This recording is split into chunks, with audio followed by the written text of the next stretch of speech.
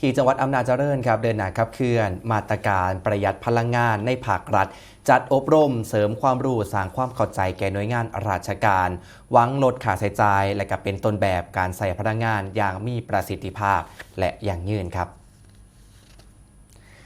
นายเสนีสมเขียวหวานผู้ว่าราชการจังหวัดอำนาจเจริญเป็นประธานในพิธีเปิดการอบรมการลดใช้พลังงานหน่วยงานภาครัฐภายใต้โครงการส่งเสริมการลดใช้พลังงานในภาครัฐปีงบประมาณพศ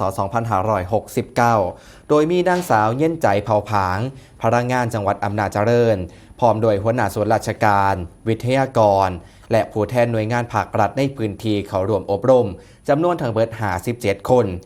จังหวัดอำนาจเจริญครับได้มอบหมายให้สำนักงานพลังงานจังหวัดอำนาจเจริญเฮ็ดหน้าที่กำกับดูแลติดตามตรวจสอบและให้คำปรึกษาแก่หน่วยงานภาครัฐในพื้นที่ในการรายงานผลการใช้พลังงานผ่านระบบเว็บไซต์ e-report ตลอดจนขับเคลื่อนการดำเนินงานตามแนวทางประหยัดพลังงานอย่างเป็นรูปธรรม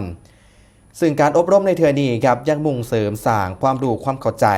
เกี่ยวกับมาตรการลดการใช้พลังงานหลักเกณฑ์การพิจารณา